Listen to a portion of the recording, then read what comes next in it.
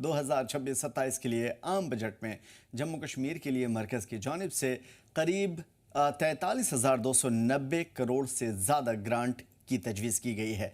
Budget 2026 और 27 में जम्मू कश्मीर के लिए मुख्तस की गई यानी कि दी गई 43,290.29 करोड़ की रकम में करीब 42,650 करोड़ रुपए मरकजी इमदाद, जबकि 270 करोड़ रुपए डिज़ास्टर फंड, 259 करोड़ रुपए जल शक्ति और फ्लड रिकवरी स्कीम के लिए है, 101 करोड़ रुपए कैपिटल एक्सपेंडिचर के लिए मुख्तस की गई है, खास की गई है। इस तरह से मौजूदा बजट में जम्मू कश्मीर को 2025-26 के माली साल के बनस्बत 1950 करोड़ रुपए ज़्यादा मिले हैं। बजट दस्तावेजात के मुताबिक रवां माली साल 2025-26 में जम्मू कश्मीर को दी जाने वाली ग्रांट में तब्दीली करते हुए अब तक 41,340 करोड़ रुपए कर दी गई है, जो कि पहले 41,000 करोड़ रुपए थी। हालांकि 2024-25 में सरकारी अखराजात में यह रकम कम है। पिछले माली साल में सरकार का कुल खर्चा 40,000 करोड़ रुपए बताया गया था। बता दें कि यूटी के सबसे जम्मू कश्मीर को सारी ग्रांट वजारत दाखिला यानी कि MHA की जानिब से मिलती रहती है।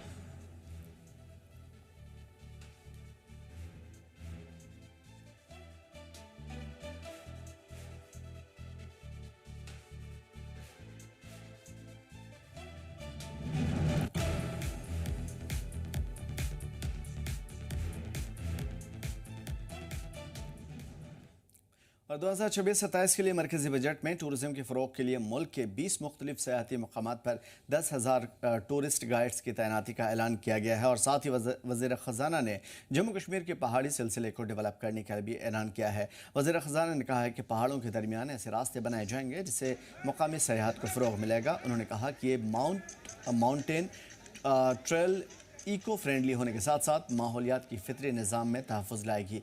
LG मनोज सिन्हा ने इस ऐलान के लिए वज़ीर आज़म नरेंद्र मोदी और वज़ीर ख़जाना निर्मला सीतारमन का शुक्रिया अदा किया।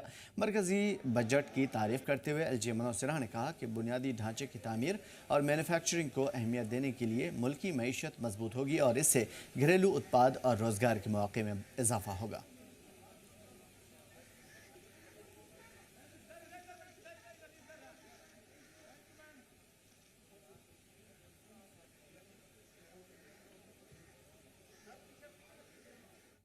और मरकजी बजट में लद्दाख यूटी के लिए भी कुछ खास है। सेंट्रल की जानिब से इस यूनियन बजट में करीब 4869.31 करोड़ रुपए ग्रांट की तजवीज़ की गई है।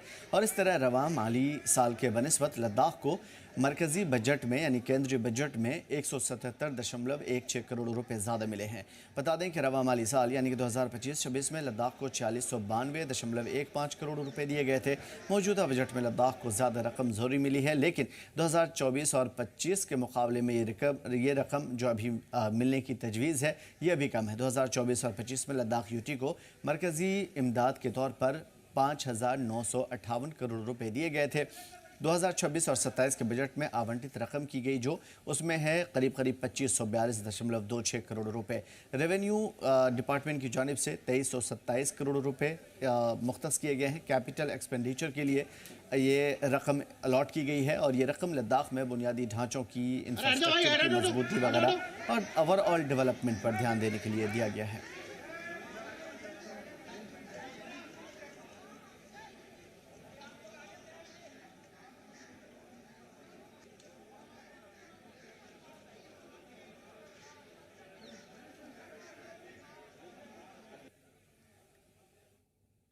और LG मनोज सिन्हा ने बजट 2026-27 की सराहना की है और कहा कि इससे देश के डेवलपमेंट के लिए प्रैक्टिकल और विजनरी एक निज़ाम कायम होगा जिससे पूरे देश में मुआशी तरक्की होगी, इकोनॉमिक डेवलपमेंट होगा।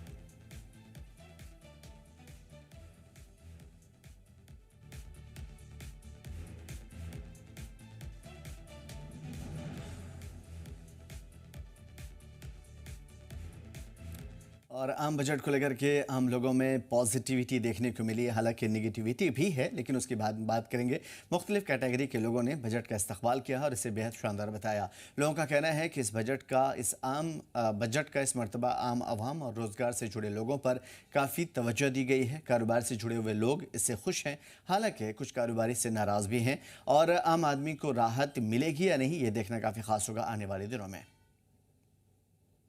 काफ़ी अच्छा बजट है, काफ़ी सोचा समझा गया बजट है और डायरेक्ट इशारा करता है आत्मनिर्भर भारत और विकसित भारत 2047 की तरफ। एमएसएमई पे खास फोकस किया गया है बजट में। एमएसएमई इम्पोर्टेंट है हमारी जीडीपी के लिए क्योंकि 30% कंट्रीब्यूटर है इकोनॉमी को और लार्ज एम्प्लॉयमेंट जनरेटिंग सेक्टर है। एमएसएमई में जो 10,000 करोड़ के प्रावधान है उससे जो एमएसएमई है उनका जो एक्सेस टू कैपिटल है वो इम्प्रूव हो जाता है। काफ़ी एफटीएज रिसेंटली साइन करे हैं गवर्नमेंट ऑफ इंडिया ने। Recently mother of all deals जो यूरोपियन यूनियन के साथ एफटीए हुआ है, तो सरकार को लगता है कहीं ना कहीं एमएसएमईज को भी अपना इंफ्रास्ट्रक्चर अपग्रेड करना पड़ेगा मार्केट में कम्पीट करने के लिए। सर, अगर हम बजट की बात करें, बजट आने से पहले ही हमारा एनालिसिस यही था कि कहीं ना कहीं सरकार इनकम टैक्स और जीएसटी को इतना छेड़खानी नहीं करेगी और कहीं ना कहीं वैसे ही हुआ। अगर हम बात करें कस्टम ड्यूटी की, तो काफ़ी प्रोडक्ट्स पे कस्टम ड्यूटी जो है कम की गई है। इससे कहीं ना कहीं जो लेदर इंडस्ट्री है उसको प्रमोट होगी। जो फिश वगैरह, जो फिश फूड वगैरह है वो भी कहीं ना कहीं प्रमोट होगा।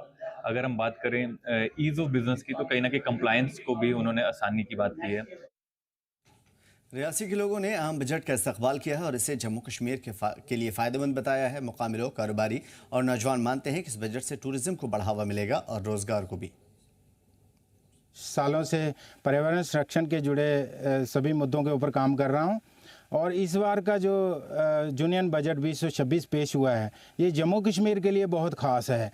ख़ास इसलिए कि पर्यावरण और प्रकृति संरक्षण के साथ साथ जो क्षेत्र में इको फ्रेंडली माउंटेन ट्रेल विकसित करने का फैसला लिया गया है ये बहुत ख़ास है। इससे स्थानीय युवाओं को टूरिज़्म की ओर से इको फ्रेंडली टूरिस्ट गाइड के तौर पर ट्रेनिंग दी जाएगी, जिससे उनके लिए इको टूरिस्ट गाइड के तौर पर रोजगार के नए अवसर पैदा होंगे। ये बहुत ख़ास है।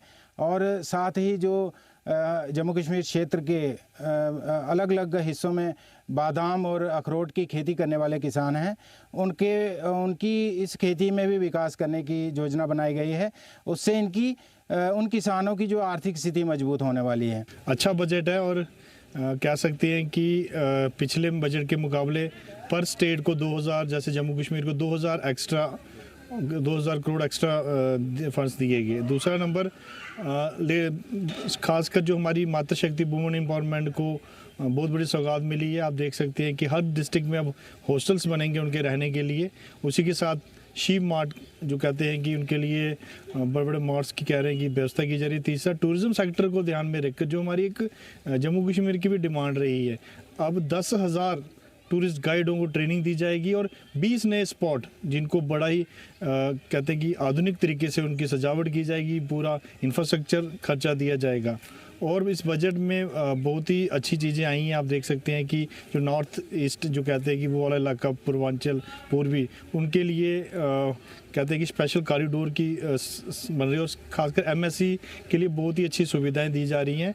भारत सरकार द्वारा आम बजट जो लोगों के लिए पेश किया जाता है वो पेश किया गया है और खासकर टूरिज़्म सेक्टर के लिए बहुत अच्छी स्कीम्स निकाली हैं। जैसे टूरिज़्म को कैसे प्रमोट किया जाए, वहाँ पर नए टूरिस्ट गाइडों को ट्रेनिंग दी जाएगी, जो एक अच्छी स्कीम है जिससे युवाओं को रोज़गार भी मिलेगा। आने वाले समय में 4,000 से 5,000 के करीब ई बसेस जो हैं वो सरकार देने जा रही है और ख़ासकर जम्मू कश्मीर को इस बार ज़्यादा पैसा मिला है। मुझे लगता है कि डेवलपमेंट के रिलेटेड अगर कोई इश्यूज़ हैं तो 20,000 करोड़ रुपए का, जैसा हमने सुना है कि इस बार ज़्यादा जम्मू कश्मीर को मिलेगा। साबिक स्टेट मिनिस्टर प्रिया सेठी ने भी यूनियन बजट 2026-27 पर अपने रद्द-ए-अमल का इजहार किया। सुनाते हैं आपको। जो डेवलपमेंट को लेकर कहीं ना कहीं आगे बढ़ता है, कोई भी क्षेत्र हो, महिला हो, युवा हो या टूरिज्म से जुड़े हुए लोग हो, उन सभी के लिए एक बहुत ही समावेशी बजट जो है हमको सबको प्रस्तुत किया गया है। शुरुआत करूंगी तो बहुत खुशी हुई ये सुनकर कि वित्त मंत्री जी ने बजट के दौरान जो है महिलाओं के लिए जो है हर कम्युनिटी बेस्ड जो है मार्ट्स खोलने का, शी मार्ट्स खोलने का जो है इस बजट में निर्णय लिया है। और इससे जो हमारी रूरल जो एंटिटीज़ हैं, जो रूरल की जो हमारी बहनें हैं, जो कहीं ना कहीं ये सोचती थी कि हम अपने प्रोडक्ट्स कहाँ बेचें, कैसे उनको करें, आज उनको एक बहुत बड़ा जो है तोहफा जो है माननीय प्रधानमंत्री के द्वारा दिया गया है। और जेएमसी के साबिक डिप्टी मेयर बलदेव भिलोरिया ने यूनियन बजट 2026-27 पर क्या कुछ कहा, सुनाते हैं आपको। मुझे लगता है कि आज जो बजट पेश हुआ है इसमें पूरा विकसित भारत बनाना 2047 तक जो विकसित भारत बनाना है उसका रोड मैप दिखता है। हम कल्पना करते हैं रोड्स की, हम कल्पना करते हैं ट्रेन्स की, लेकिन पहली बार लोगों को ये दिखेगा कि 20 जल मार्ग बनना, 20 जल मार्ग बनना एक बहुत बड़ी बात है, लोगों को इस दुनिया से आगे ले जाने वाली बात है। इसके साथ साथ जो टेरेन के हिसाब से देखा जाए तो हिमालयन टेरेन जो है वहाँ लोग कोई समय था वहाँ पे गाड़ी कब पहुँचेगी, रोड कनेक्टिविटी कब पहुँचेगी उसकी कल्पना करते थे। लेकिन आज मोदी जी ने इस बजट में जो निर्मला सीतारमण जी ने किया पास, उन्होंने कहा हिली ट्रेन चलेंगी, हिमाचल और जम्मू कश्मीर को कवर किया जाएगा। तो खासकर जम्मू कश्मीर के लोगों के लिए बहुत बड़ी बात है। और कश्मीर इकोनॉमिक अलायंस के को चेयरमैन फारूक डार ने भी बजट पर अपने रद्द-ए-अमल का इजहार किया। देखते हैं। दिल्ली सरकार की तरफ से जो हमारे स्टेट सेक्टर से बजट आएगा वो भी इसमें एलोकेट होगा। कम से कम जो हमें लग रहा है पिछले साल जो 2025-2026 के हवाले से बजट था, कम से कम 1,11,000 करोड़ था स्टेट बजट और सेंटर बजट। मेरे ख्याल से फिर 1,13,000 करोड़ हो जाएगा ये बजट स्टेट की तरफ से। मेरे ख्याल से अच्छा बजट है स्टेट के लिए, वेलकम स्टेप है दिल्ली सरकार की तरफ से, क्योंकि जो बजट में बढ़ोतरी हुई 2,000 करोड़, ये अच्छा कदम है दिल्ली सरकार की तरफ से।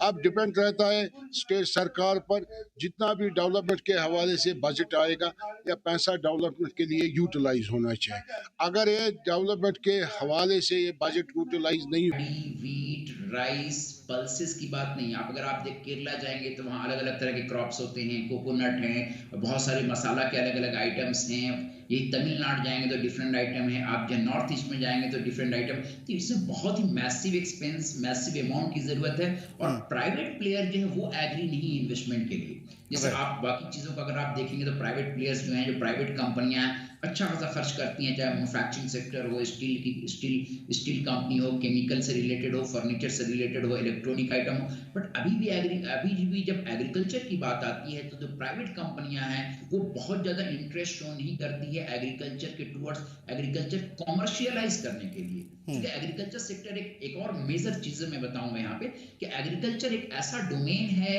इनफैक्ट आपका ये सवाल भी था कि आखिर जब इतना बड़ा वास्ट एरिया है तो क्यों नहीं गवर्नमेंट उसको टच करती। एग्रीकल्चर में कहीं कहीं बहुत ज्यादा अनसर्टेनिटी है। अगर आप ये देख लें कि एक तो ये कि मोस्टली जो एग्रीकल्चर सेक्टर इंडिया का है वो कहीं ना कहीं मानसून बेस्ड ड्रिवन है और वो टोटली अनसर्टेन है। आप ये कभी इंश्योर नहीं कर सकते हैं कि हाँ जुलाई का मंथ आ गया, 15 जुलाई हो चुका है, अब रेन स्टार्ट हो जाएगा। और जो हार्वेस्टिंग का जो सिस्टम है पूरी तरह से अभी भी कैनाल और कहने के जो है नदियों से जुड़ा हुआ नहीं है, तो एक मानसून डिपेंडेंट है। कई बार बहुत ज़्यादा बारिश हो जाती है, कई बार कम बारिश होती है, उससे बहुत ज़्यादा क्रॉप इफेक्टेड होता है। फिर अगर आप ये देखेंगे, ये आप अगर मैन्युफैक्चरिंग को देखेंगे तो जाहिर सी बात है फर्दर क्या है भाई एग्रीकल्चर में, तो वहाँ पे सर्टेन एग्रीकल्चर जो है, सर्टेन क्रॉप जो है, अगर आप पैडी की बात करें तो उसको 4-5 महीने चाहिए। फर्दर वो सीजनल चीज़ें हैं जो कि यही अगर आप मैन्युफैक्चरिंग में आए तो हम दिसंबर, जनवरी, फरवरी जब भी हो हम आराम से फर्नीचर बना सकते हैं, आराम से हम सेफुल का मैन्युफैक्चरिंग कर सकते हैं। अगर हेवी रेन है तब भी हम मैन्युफैक्चरिंग कर सकते हैं, रेन नहीं हुआ फिर भी हमारा मैन्युफैक्चरिंग कंटिन्यू रहेगा। बट ये केस जो है, ये केस एग्रीकल्चर में आप नहीं देख पाएंगे, क्योंकि ये कहीं ना कहीं नेचर से रिलेटेड है और ये कहीं ना कहीं जो है रेन और सॉइल की क्वालिटी कैसी है, बारिश कितनी हुई और क्लाइमेट कैसा है, टेम्परेचर कैसा है, इन कई चीजों जो नेचुरल चीजें हैं उस पर डिपेंड करता है। इसलिए इसमें काफी रिस्क है और अनसर्टेनिटी है। शायद इसलिए बहुत सारी प्राइवेट कंपनियां एग्रीकल्चर क्रॉप को कॉमर्शियलाइज करने के लिए बड़ा इन्वेस्टमेंट करने को अब तक तैयार नहीं है।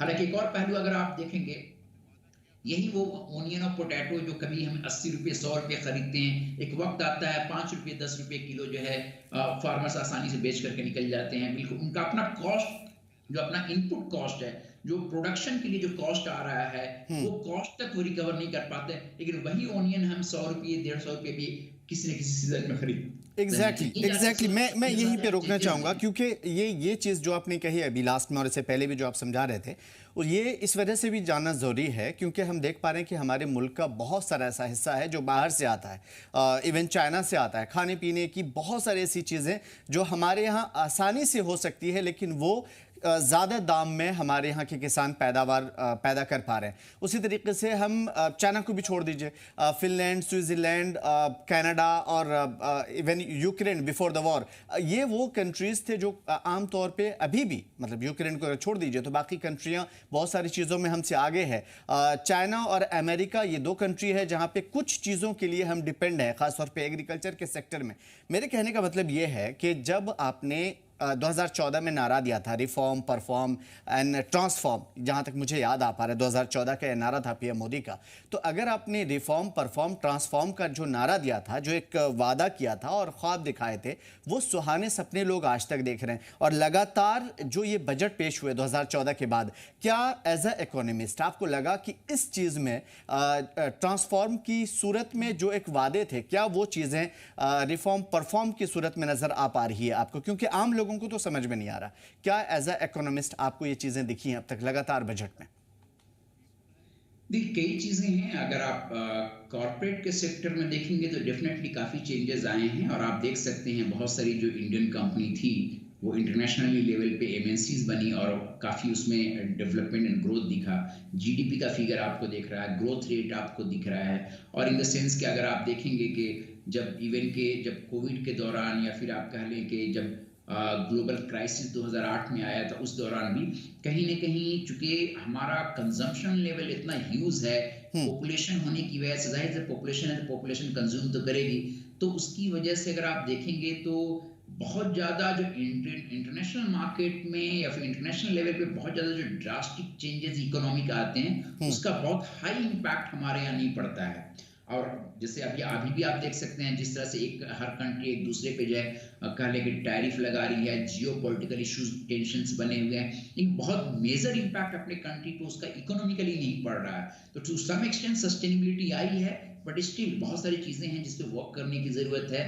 लाइक मिडिल ईस्ट की कंट्रीज है जो यूएस और यूरोप में जाकर के ह्यूज इन्वेस्टमेंट करती है, गल्फ की कंट्री, वो एफडीआई अपने यहाँ आ सकता था, ठीक है। और जो टैक्सेस पे अभी भी हम लोग जो चूंकि बजट का वक्त और हम टैक्स की बात कर रहे हैं, तो अदर देन जो हमारा जो रेवेन्यू है, यानी कि सरकार का जो इनकम है, वो लार्जली अभी भी कहीं ना कहीं डायरेक्ट और इनडायरेक्ट टैक्सेस पे है। डायरेक्ट टैक्स में जो हम अपना इनकम टैक्स पे करते हैं या कंपनी टैक्स पे करते हैं, और इनडायरेक्ट टैक्स जो जीएसटी के रूप में है, वैट के रूप में, अदर देन दीज टू कोई और डिफरेंट ऑप्शंस गवर्नमेंट को ढूंढने की जरूरत है कि इनकम के सोर्सेज और दूसरे क्रिएट करें, ताकि जो टैक्स का बर्डन हमारे इंडिविजुअल पे है in the form of direct and indirect, उसको कम किया जा सके। तो ये सारे चेंजेस अभी भी जरूरत है। टैक्स, उसके बाद एक्सपोर्ट को एक्सेलरेट करने की जरूरत है। हालांकि एक्सपोर्ट जो है मच ये डिपेंड करेगा टैरिफ पे भी, बट हाँ, उसको भी एक्सेलरेट करने की जरूरत है। बिल्कुल बिल्कुल, एक बहुत ही खूबसूरत चीज़ आपने कही कि रेवेन्यू का जो पूरा दारोमदार है या डिपेंडेंसी है वो हमारे टैक्सेस पे है। हालांकि हमारे मुल्क में दूसरी चीज़ें हो भी सकती थी और बेहतर तरीके से शायद गवर्नमेंट को आप सलाह मशवरा दे भी सकते हैं, आप जैसे तमाम तरह इकोनॉमिस्ट। मैं आता हूँ सवाल के ऊपर। सवाल इस वक्त ये है क्योंकि मैं उन लोगों के सवाल लेना चाहता हूं जो आमतौर पे सोशल मीडिया के थ्रू सरकार से पूछना चाहते हैं, जिनकी आवाज़ नहीं पहुंच सकती, वो आपके थ्रू मैं चाहता हूं कि वो नेगेटिविटी पॉजिटिविटी किस हिसाब से वो हमें बेहतर तरीके से समझाएं। क्योंकि लोगों का ये कहना है कि जो गरीब तबका है वो धीरे धीरे गरीब हो रहा है, जो ख़ुद को मिडिल क्लास समझ रहा है जाने अनजाने में, वो भी कहीं ना कहीं धीरे धीरे नीचे जा रहा है, और जो बड़े लेवल के लोग हैं वो ऊपर जाते जा रहे हैं। और ये जो एक स्टेटस है, ये इम्बैलेंस है, इसको बैलेंस करने के लिए सरकार कुछ भी नहीं करती। क्या इसे समझा सकते हैं बेहतर तरीके से? ये गैप तो है, और इंडिया में नहीं बल्कि वर्ल्ड के कई कंट्रीज में ये जो इनइक्वालिटी है बेसिकली अमंग द सिटीजन, और इनकम डिस्पैरिटी जो है कि 5% 10% लोग हाईली इनकम ग्रुप में हैं, at the same time 50-60% people ऐसे हैं जिनका कंट्रीब्यूशन जीडीपी में बहुत कम है, और एवरेज इनकम भी काफ़ी कम है। फार्मर्स का एवरेज इनकम अगर आप देखेंगे तो यू विल बी शॉक्ड कि around 8 to 10,000 per month farming income है, उससे भी इनफैक्ट कम है बेसिकली। तो ये जो इनकम गैप है, इस पे नॉट ओनली इन इंडिया, कई कंट्रीज में बेसिकली आप देखेंगे इस पे डिस्कशन चल रही है कि कैसे इसकी इनक्वालिटी को कम किया जा सके। इससे मैं एक पर्सपेक्टिव लाऊंगा, होप कि आप समझने की कोशिश करेंगे। देखिए, मैं इसमें अगर इनडायरेक्ट टैक्सेस को अगर कम किया जाए तो ये डिस्पैरिटी स्लाइटली कम हो सकता है। मैं एग्जांपल दे रहा हूँ। आप ये अज्यूम करें कि एक 10,000 का सेलफोन है और उस 10,000 को एक वो बंदा खरीदने गया है जिसकी मंथली सैलरी 1 लाख रुपए है। अब उस 10,000 के सेलफोन पे उसे 18% टैक्स देना, जीएसटी देना है, तो 1,18,000 रुपए में वो सेलफोन खरीदेगा। ठीक है, यही दूसरा बंदा जो डेली वेजर्स है, जिनका डेली का इनकम 500 रुपीज है या पर मंथ आप कह लें 15,000 रुपया, वो वही सेलफोन खरीदने जा रहा है, उसको भी 10,000 प्लस 1,800 रुपये टैक्स पे करना पड़ेगा। यानी कि अगर आपकी इनकम 1 लाख हो या 10,000 हो, दोनों को 18%, 18% ही टैक्स पे करना है। अगर आप सेलफोन खरीद रहे हैं तो, अगर आप लैपटॉप खरीद रहे हैं तो, अगर आप वाटर बोतल खरीद रहे हैं तो, अगर आप ग्रोसरी आइटम खरीद रहे हैं तो, अगर आप फुटवेयर खरीद रहे हैं, अगर आप कपड़े खरीद रहे हैं, आप रोजमर्रा की सामान खरीद रहे हैं, तो आपको सेम रेट ऑफ जीएसटी दोनों को देना होगा। तो अगर थोड़ी देर के लिए अगर आप इसको अगर सोशल जस्टिस से अगर आप देखने की कोशिश करें, तो एक बंदा जो 1 लाख जिसका इनकम है वो भी सेम 18% टैक्स दे रहा है। एक बंदा जिसका इनकम ही 10,000 है, 5,000 है, या तो अनएम्प्लॉयड है, आप ये मान लें कि एक बंदा जो अभी अनएम्प्लॉयड है, जॉब सर्च कर रहा है, उसको भी वही टैक्स पे करना पड़ रहा है 18%। तो ये जो इनइक्वालिटी है उसमें एक पैरामीटर इनडायरेक्ट टैक्सेस का सेम होना, इररिस्पेक्टिव ऑफ कोई एनी इनकम ग्रुप बेसिकली। हालांकि अगर यही आप डायरेक्ट टैक्स में जाएंगे तो वहां पे डिफरेंसेस हैं। आपका इनकम 6 लाख है, आप एग्जेम्प्टेड हैं। आपके फ्रेंड का इनकम 16 लाख है, वो टैक्स के प्रीव्यू में है। राइट। आपका दूसरा दोस्त उसका 26 लाख का इनकम है, उसको टैक्स ज्यादा देना होगा। 50 लाख इनकम है, उसको और ज्यादा टैक्स देना होगा। 5 लाख इनकम है, नो टैक्स है। तो ये बेसिकली मैं एक डिफरेंस बताने की कोशिश कर रहा हूँ डायरेक्ट और इनडायरेक्ट टैक्सेस का। डायरेक्ट टैक्सेस में आप पे टैक्सेस लिया जाता है आपके इनकम के बेस पे। अगर आप ज्यादा कमाएंगे ज्यादा टैक्स पे करना होगा, कम कमाएंगे कम पे करना होगा, 12 लाख से नीचे कमाएंगे पे नहीं करना होगा। लेकिन यही जब इनडायरेक्ट टैक्स की बात आती है, आप पेट्रोल खरीदने जाइए, वो बंदा जिसका महीने का इनकम 10,000 है उसको भी वही वैट देना है पेट्रोल पे। आप और या फिर कोई और जिसका इनकम महीने का 5 लाख है, 10 लाख है, उसको भी वही इनकम वही टैक्स पे करना है। वो भी 100 रुपये या 110 रुपये लीटर खरीदेगा, और वो भी अपने दूसरा बंदा जिसका इनकम ही 10,000 5,000 है या अनएम्प्लॉयड है, उससे भी वैट वही पे करना। वैल्यू एडेड टैक्स जो हम बोलते हैं, अनदर फॉर्म ऑफ कह लें कि इनडायरेक्ट टैक्स, उसको भी 110 रुपये पर लीटर जो है पेट्रोल लेना है। तो ये कहीं ना कहीं अगर इनडायरेक्ट टैक्सेस में चेंजेस आए कुछ, या रिडक्शन हो आगे चल के, या हो सके इनडायरेक्ट टैक्सेस को जीएसटी को और कम कर दिया, और क्योंकि आपके पास डायरेक्ट टैक्सेस तो है ना, तो कम से कम ये तो होगा ना कि जो बंदा जिसकी इनकम कम है या ना है, उसको उतने टैक्स नहीं पे करने पड़ेंगे जितना वो शायद हाई इनकम ग्रुप वाला बंदा पे कर सकता है बेसिकली। ठीक है, ये इनडायरेक्ट वाली जो बात आपने समझाई, इससे एक और चीज़ खास तौर पे निकल करके आई है, क्योंकि बहुत सारे लोग जिस सेक्टर की बात आप कर रहे हो उसमें बहुत सारे लोगों की अलग अलग तरीके से शिकायतें भी हैं, और उनका कहना है कि जिस तरीके से सरकार कोशिशें कर रही है उसमें कुछ चीज़ें हैं जो कहीं न कहीं चूक जाती है या फिर नज़रअंदाज कर दी जाती है। लगातार अभी हम देख पा रहे थे कि अपोजिशन के लीडरान हैं, उन्होंने कहा इस पूरे बजट को किसी एक लीडर की अगर मैं बात ना करके सबकी ओवरऑल करके एक क्वेश्चन में पूछूँ तो उन्होंने कहा कि ये जो बजट है वो दिशाहीन है, दिशा से भटका हुआ है, और फाइनली एक फ्यूचरिस्टिक हम नहीं कह सकते, क्योंकि जा किस तरफ रहा है, किस सेक्टर को फायदा पहुंचा रहा है और करना क्या चाह रहे हैं ये समझ में नहीं आ रहा है इस बजट में। तो क्या आपको लगता है एज ए इकोनॉमिस्ट कि वाकई दिशाहीन है, या इसमें कुछ ऐसी चीजें हैं जो समझने की जरूरत है? देखिए, हमेशा से ही 2-3 चीजें हैं। एक तो क्या हमने अचीव किया, या फिर इस बजट के थ्रू हम क्या अचीव करना चाह रहे हैं। दूसरी चीजें हमारे पास क्या पोटेंशियल है जो हम अचीव कर सकते हैं, और तीसरी चीजें हैं कि क्या हमें जो अगर पूरे वर्ल्ड की जो डायरेक्शन है वो किसके टुवर्ड जा रहे हैं। तो अगर अचीवमेंट की बात करें आप, तो definitely in terms of GDP figure, in terms of growth rate, in terms of inflation, to some extent we have achieve reasonably good basically. हाँ, अब और क्या कर सकते थे और किस सेक्टर को हमें टारगेट करने की जरूरत है, वो डिस्कशन की बात है। क्योंकि इकोनॉमिक्स एक ऐसा फील्ड है और बजट एक ऐसी चीज है वो हमेशा इवॉल्विंग है।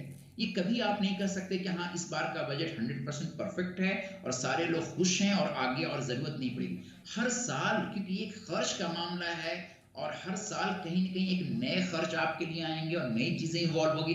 आप याद कीजिए कोविड के बाद से क्या था, डिजिटल इकोनॉमी, डिजिटल एजुकेशन पे गवर्नमेंट ने खर्च करने की अच्छी खासी बात कही थी। अब कहाँ मूव कर रहे हैं? अब हम मूव कर रहे हैं एआई पे खर्च करने की बात कर रहे हैं, एआई लैब सेटअप करने की बात कर रहे हैं, एआई फैसिलिटी देने की बात कर रहे हैं, एजुकेशन इंस्टीट्यूशन कोलैबोरेशन की बात कर रहे हैं। तो जैसे जैसे वर्ल्ड इवॉल्व होता है, जैसे जैसे टेक्नोलॉजी इवॉल्व होती है, वैसे वैसे आपके इकोनॉमिक खर्चों को आप उसी तरह से प्लान करते हैं। अभी से 10 साल या 20 साल पहले शायद लोग उतना लैपटॉप पे खर्च नहीं करते थे, अब जो है लैपटॉप जरूरी बन गया, सेलफोन जरूरी बन गया, हर घर का खर्च बन गया। तो उसी तरह से कंट्री को भी उसी पर्सपेक्टिव में आपको देखना होगा। हर साल एक नए चैलेंजेस होंगे, हर साल नहीं तो कम से कम 3, 4, 5 साल में जो चेंजेस होंगे, जैसा कि हमने देखा डिजिटल, एआई, नाउ सस्टेनेबिलिटी की बात हो रही है। कोविड से पहले आप देख लें अर्ली 2000 में फाइनेंशियल इंक्लूजन की बात होती थी कि कैसे लोगों को फाइनेंस से जोड़ा जाए, कैसे लोगों का बैंक अकाउंट ओपन किया जाए, कैसे अभी भी बहुत सारे रूरल में ऐसे लोग हैं अच्छे खासे जिनका बैंक से, इंश्योरेंस से, शेयर मार्केट से, मतलब फाइनेंस से कोई कनेक्शन ही नहीं है, जिसको हम लोग फाइनेंशियल इंक्लूजन एक्सक्लूजन की बात करते थे। तो टाइम टू टाइम हर 5-10 साल में एक नए चैलेंजेस और नई अचीवमेंट की बात आती है। फाइनेंशियल इंक्लूजन हमने अचीव किया, इवन जनधन योजना के थ्रू। डिजिटल की बात आई, ऑफ कोर्स सेलफोन गांव-गांव तक पहुंचा, ठीक है 100% नहीं पहुंचा, that's another thing. Internet mostly आप कह सकते हैं अच्छी खासी आबादी में पहुंची। अब एआई की बात हो रही है, तो जो इन्वेस्टमेंट का पैटर्न है वो हमेशा से ही ग्रेजुअली शिफ्ट होना शुरू होता है। तो मैं 4 कॉन्सिक्वेंसेस अभी देख पा रहा हूँ, financial inclusion, digital transformation, then sustainability, अब एआई की बात हो रही है। तो इकोनॉमी कभी भी, चाहे वो कोई भी हो, इवन कि अगर कोई सी भी गवर्नमेंट सरकार या अगर बजट को पेश करेगी तो ये कतई नहीं कर सकते कि ये कंप्लीटली फुल पैकेज है और यहाँ के बाद से हम बिल्कुल एकदम परफेक्ट डायरेक्शन में जा रहे हैं। वी नेवर नोस कि आफ्टर 2-3 साल के बाद कोई और नई चीज आएगी जहाँ मेजर इन्वेस्टमेंट की जरूरत पड़ेगी बेसिकली। इसमें एक और चीज मैं ऐड करना चाहूंगा। बिल्कुल। देखिए एक बहुत बड़ी आबादी और हम एआई की बात कर रहे हैं, हम एआई कंज्यूमर बने हुए हैं, यानी कि एक इतनी बड़ी पॉपुलेशन, वर्ल्ड की इतनी बड़ी पॉपुलेशन जो है, हम एआई को कंज्यूम कर रहे हैं, चाहे वो डीप सीक हो, कोपायलट हो, जेमिनाई हो, चैट जीपीटी हो, फिर परप्लेक्सिटी हो, और अलग अलग डोमेन में अलग अलग एआई है। बेसिकली वक्त आ चुका है कि हम अपना एआई डेवलप करें। हम किसी और का कंज्यूम कर रहे हैं, चैट जीपीटी किसी और ने बनाया है, डीप सीक किसी और ने बनाया है, कोपायलट किसी और कंट्री का है, परप्लेक्सिटी किसी और कंट्री का। हमें अपना डेवलप करने की जरूरत है, तभी हम सिर्फ कंज्यूमर बन के ना रहें। अदरवाइज क्या होगा कि कोई और हमें बेच रहा है, हम उसको यूज कर रहे हैं और अल्टीमेटली फायदा किसी और कंट्री को हो रहा है। Perhaps this is the right time when we need to नहीं तो ठीक है, about अगर ये सवाल एज ए इकोनॉमिस्ट अगर आप कर भी रहे हैं और ये होना भी चाहिए, तो क्या ये आम लोग पूछने के लिए, आम लोगों के पास ये जायज़ रास्ता नहीं है? वो ये पूछे कि फिर आप एजुकेशन सिस्टम को आसान बनाइए या फिर कम से कम लोगों के लिए इतनी रियायत दीजिए कि आम बच्चा भी जिसके अंदर टैलेंट है, आगे बढ़ने के रास्ते हैं, वो आगे बढ़ सकता है। कम से कम जैसे मैं छोटी छोटी चीज़ों में देखता हूँ, डॉक्टरी करनी है तो लाखों करोड़ों रुपए फेंक देने हैं आपको, उसके अलावा कोई चारा नहीं है आपको। आम बच्चा जो अगर उसके पास मौके नहीं है या फाइनेंशियली सिस्टम इतने स्ट्रांग नहीं है तो वो कुछ नहीं कर सकता, कुछ नहीं मतलब एटलीस्ट एक हद तक जाकर के रुक जाएगा। दूसरे कोर्सेज में भी सेम सिचुएशन है, बड़े बड़े जो तालीमी स्टैंडर्ड हैं उस हिसाब से भी लोग ये कहते हैं कि हमारे बच्चे वहाँ तक इस वजह से नहीं पहुँचते क्योंकि हमारी मुआशी हालत उतनी नहीं है। तो गवर्नमेंट इन चीज़ों पर क्या ध्यान दे सकती है या राहत दे सकती है जिसकी वजह से ऐसे टैलेंट उभर करके फ्यूचर में आए, जिसकी वजह से हम अपने अंदर वो सारी चीज़ें डेवलप कर पाएँ जो एक इकोनॉमिस्ट उम्मीद कर रहा है? हाँ बिल्कुल, इस मामले में बिल्कुल आपने परफेक्ट, मैं एग्री हूँ आपके कि एजुकेशन सेक्टर में आप देख लें कि बहुत बड़े एग्रीकल्चर की हमने तो काफ़ी बात की, डेफिनेटली एजुकेशन सेक्टर में भी काफ़ी मेजर रिफॉर्म की ज़रूरत है। आप एक कंपैरिजन लें आप, फिर मैं आगे बात बढ़ाऊंगा। देखिए यही केंद्रीय विद्यालय है run by the government, at the same time जो प्राइमरी स्कूल हमारे गांव में होता है अभी भी और है अभी भी, वो भी गवर्नमेंट ही रन करती है। दोनों के डिफरेंसेस आप समझ सकते हैं। जब केंद्रीय विद्यालय नेतरहाट और नवोदय में बच्चे इतने क्वालिटी वाले बाहर आ सकते हैं, वहां पे इतनी अच्छी स्कूलिंग हो सकती है, इनफैक्ट हर किसी का गांव में ड्रीम होता है अच्छे खासे लोगों का कि हमारे बच्चे का एडमिशन केंद्रीय विद्यालय में हो जाए, नेतरहाट में हो जाए, नवोदय में हो जाए, जब वहाँ की क्वालिटी इतनी अच्छी हो सकती है तो प्राइमरी लेवल जो स्कूल्स हैं, मिडिल स्कूल जो है, गवर्नमेंट स्कूल जो हमारे यहाँ पे हैं, स्टेट लेवल पे, उसमें क्यों नहीं हो सकती? तो सच में एक मेजर रिफॉर्म की जरूरत है। बट उसके अलावा फिर आप हायर एजुकेशन की अगर आप बात करें, जो आप बता रहे थे हेल्थ से रिलेटेड, चाहे वो प्रोफेशनल नहीं, वो इस वजह से भी क्योंकि आमतौर पे इतना पैसा लगा के या हायर एजुकेशन में प्रोफेशनली लोग इतने कामयाब होने के बाद मुल्क से बाहर चले जाते हैं, तो फिर मुल्क का फायदा कहाँ होता है? तो कहीं ना कहीं वो अपने हिसाब से, अपने तर्क के हिसाब से भी वो राइट होते हैं, लेकिन जिस चीज़ की हम बात करें एक्चुअल में, उसमें तो नुकसान हो जाता है हमारा।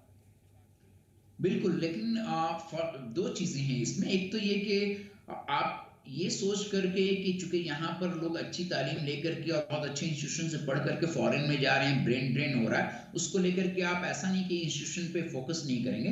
इनफैक्ट अभी जितने सेंट्रली फंडेड इंस्टीट्यूशन हैं और आगे बढ़ाने की जरूरत है। इनफैक्ट कुछ का अनाउंसमेंट भी हुआ है, खासतौर से आयुर्वेदा को लेकर के अनाउंसमेंट हुआ है कि एम्स के सेटअप पे आयुर्वेदा का इंस्टीट्यूट होगा। फिर निम्हांस जो पार्टिकुलरली कल मेंटल हेल्थ को लेकर के है, नॉर्थ इंडिया में कहीं भी नहीं है निम्हांस, एक बैंगलोर में है, तो उसको लेकर के भी एक अनाउंसमेंट हुआ है कि रांची में और तेजपुर में एक निम्हांस का एक्सटेंशन होगा। These are the good move. But in addition to that definitely जो मेडिकल, जिस तरह से हमारे यहाँ पॉपुलेशन है, उस हिसाब से मेडिकल के फील्ड में और जो गवर्नमेंट फंडेड जो कॉलेजेस होनी चाहिए थी, यूनिवर्सिटी होनी चाहिए, पार्टिकुलरली फॉर MBBS, MD और हेल्थ रिलेटेड जो अदर कोर्सेज हैं, उसकी कमी है, इसमें कोई शक नहीं। उसकी वजह से कॉन्सिक्वेंसेस बहुत आसानी से आप देख सकते हैं कि जो लोग प्राइवेट मेडिकल कॉलेज में अच्छा खासा फी पे करते हैं, उसके बाद जब वो कॉर्पोरेट में आते हैं तो किस तरह से कॉर्पोरेट में काफी लोग खुद बताएंगे आपको किस तरह से उनका एक एक्सपीरियंस होता है किसी प्राइवेट मेडिकल में जाने के बाद। जब वो ट्रीटमेंट कराते हैं तो अगर आपके पास हेल्थ इंश्योरेंस नहीं है तो ये फैमिली के लिए एक अपने आप में एक बहुत बड़ा फिनेंशियल ट्रॉमा होता है कि आप जो है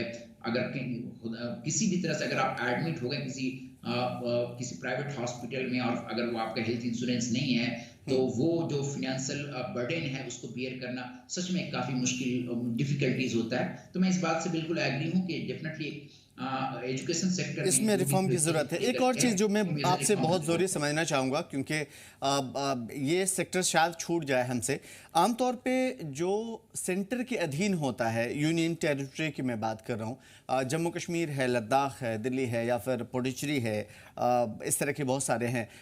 मैं आपसे समझने की कोशिश करूँगा कि अभी हाल फिलहाल में 2019 अगस्त के बाद जो है जम्मू कश्मीर लद्दाख बना, अलग किया गया। इनके पास चैलेंजेस बहुत थे और अभी भी चैलेंजेस हैं जिससे शायद हम उभर करके बाहर नहीं आ पा रहे। एक तो चैलेंज सिक्योरिटी के हैं और उसके हवाले से बहुत सारी चीज़ें वहाँ पे लोगों का चला जाता है। मैं एक डाटा जो रखा गया था पार्लियामेंट के अंदर, आगा सैयद रुहुल्लाह मेहदी जो MP हैं NC के, उनकी तरफ से, वो मैं आपके सामने में रखना चाहता हूँ कि लगातार जो GDP पर कैपिटा के जो शुरू में आपने बात की थी वो लोगों की घट रही है।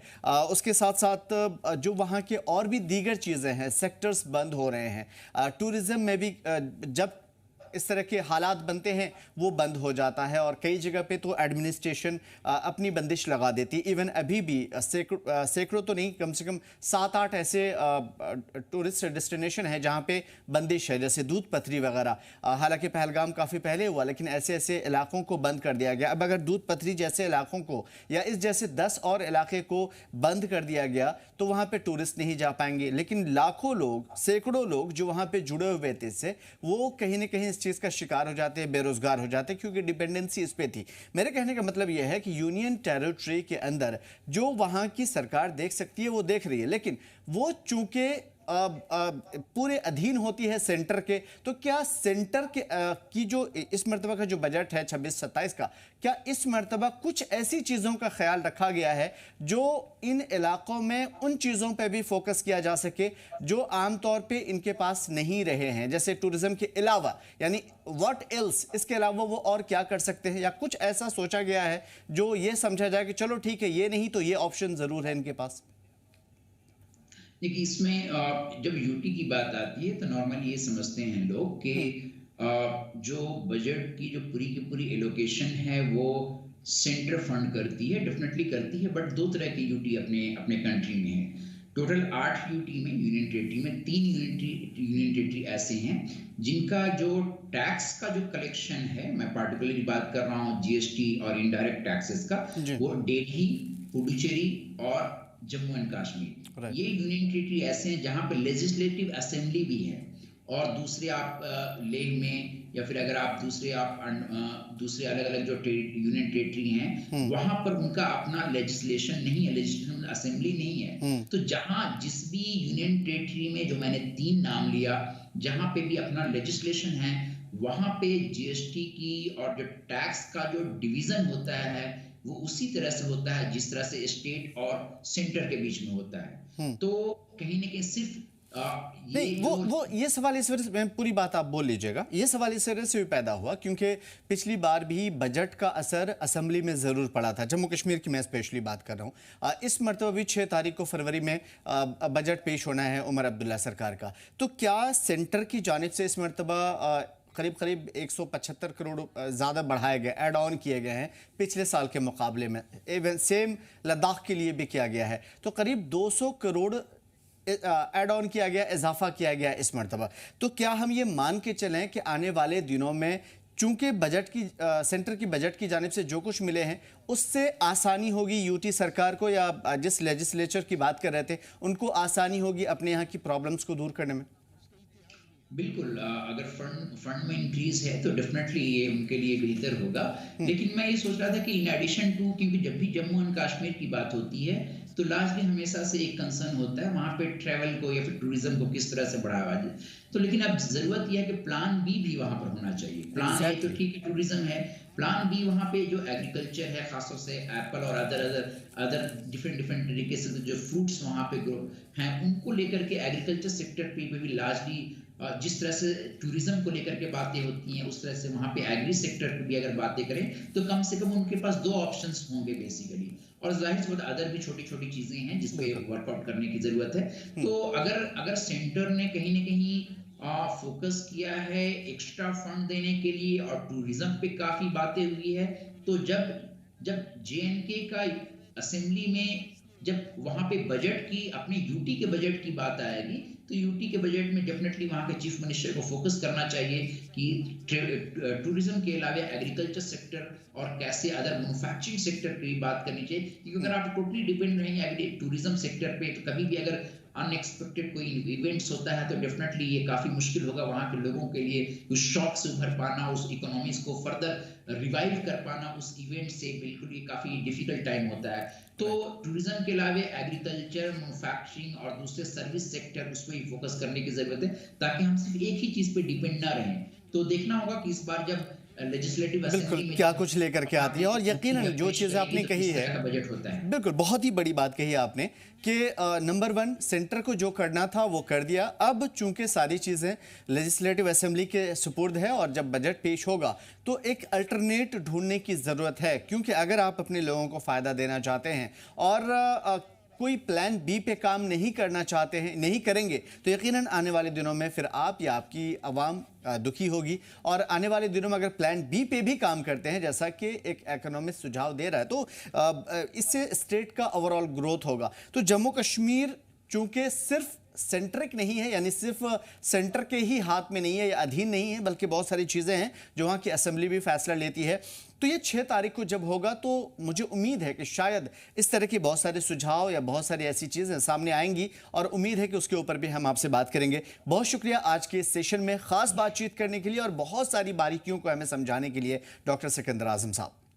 फिलहाल इस बुलेटिन में इतना ही है, मैं दीजिए इजाज़त। देखते रहिए जी जम्मू कश्मीर लद्दाख।